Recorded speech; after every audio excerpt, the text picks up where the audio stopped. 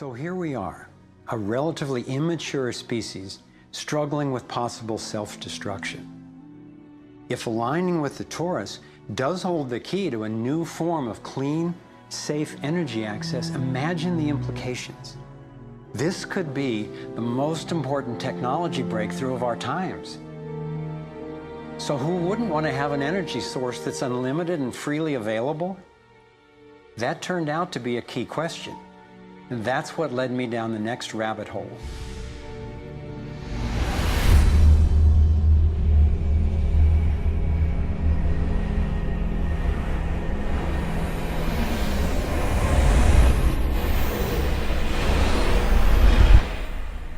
It turns out that scientists as far back as the early 1900s have been developing alternative ways to access electricity without combustion.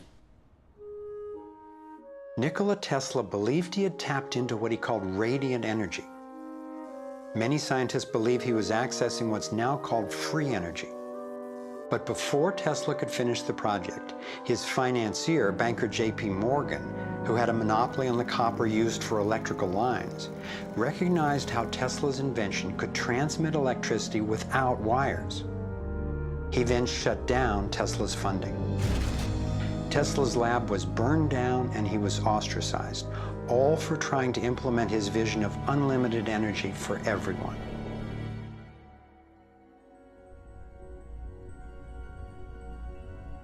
A modern-day inventor, Adam Trombly, was inspired by Tesla's work and by the possibilities of the torus. Trombly built a dynamo, a direct current generator that accessed electrical power right out of the air.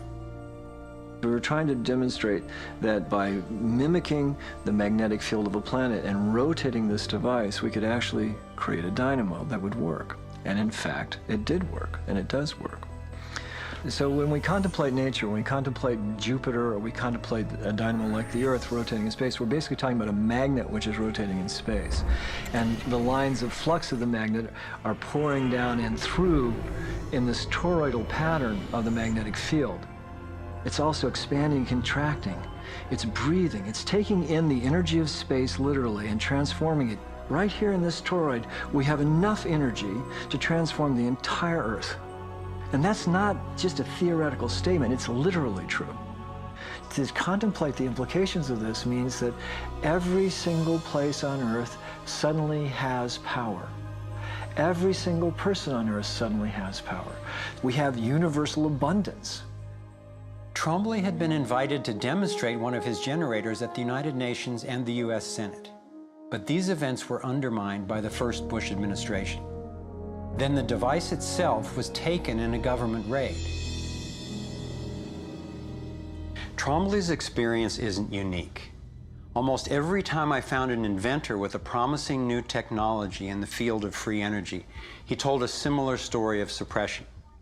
Inventor John Bedini began working with Tesla's theories of radiant energy decades ago and has produced an assortment of battery charging devices that generate more energy than it takes to run them.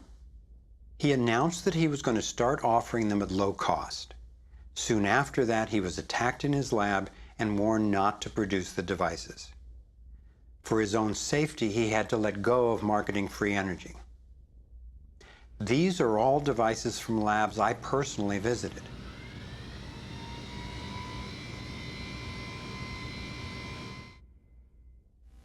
Now.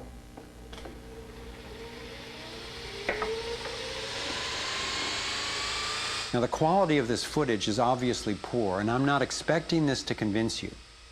My point is that being there with these inventors, accompanied by experts, and seeing these new energy devices in operation convinced me that the technology is real.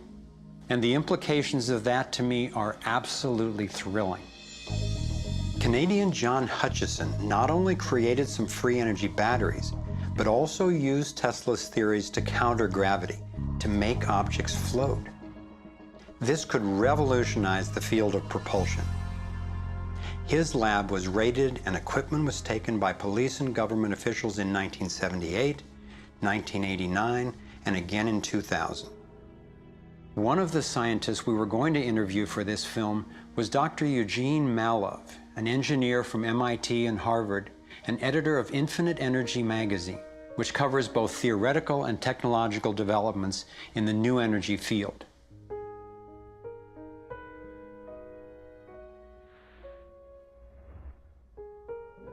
Dr. Malla was mysteriously beaten to death in 2004. We've had major military people at great risk to themselves say, yes, these things are real. Why do you think the military-industrial complex doesn't want that statement to be made? Because you start thinking about what kind of technology is behind that. That's the bottom line. The energy is extracted from the fabric of the space around us, which means it cannot be metered. That is a direct threat to the single largest industry in the world. Energy. It's goodbye ExxonMobil, goodbye oil, goodbye coal, goodbye linear transmission of electricity through power lines, all that gone. Unfortunately, it's someone's $200 trillion piggy bank. The proven oil and gas and coal reserves are worth north of $200 trillion.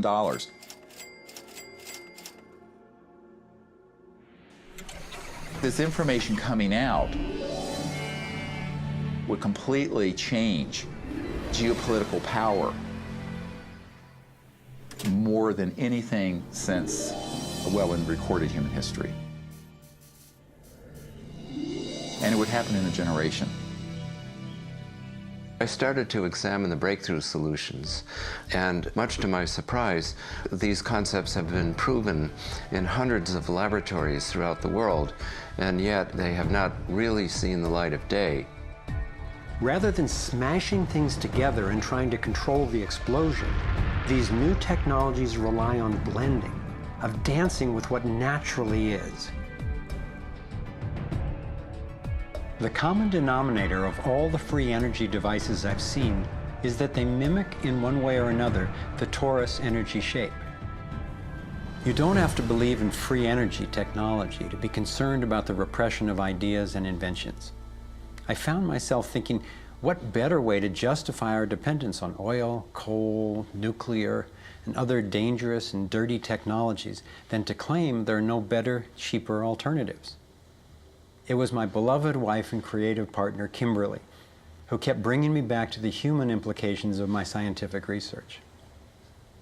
For me, as intriguing as the torus and ETs and free energy are, the most compelling question was, would understanding these things really help alleviate human suffering in any way? And it turns out it can. So much of the pain on the planet has to do with the lack of access to energy. Can you stay warm? Can you get food and water? Can you get hospital care? All that has to do with energy access. If there is a fundamental pattern, which makes sense to me that evolution would be efficient in that way, and we can align with that pattern to create new technologies that will solve these problems, then it's worth it to me to open my mind to these socially taboo subjects. If the new energy technologies were to be set free worldwide, the change would be profound. It would affect everybody. It would be applicable everywhere. These technologies are absolutely the most important thing that's happened in the history of the world.